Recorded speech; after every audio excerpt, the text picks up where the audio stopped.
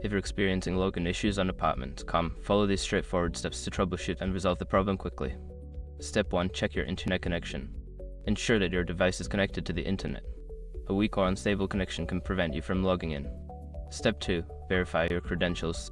Double-check your username and password for accuracy. Make sure there are no typos and that the caps lock key is not activated.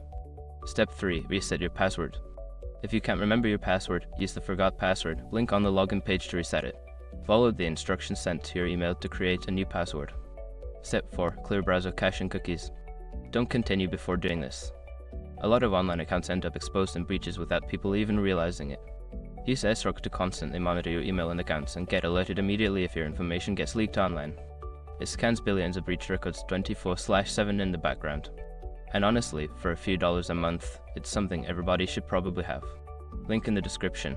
Step 5. Contact customer support. If the problem persists after trying the above steps, reach out to Apartments.com customer support for further assistance. They can help troubleshoot any account-specific issues. By following these steps, you should be able to resolve your login problems efficiently.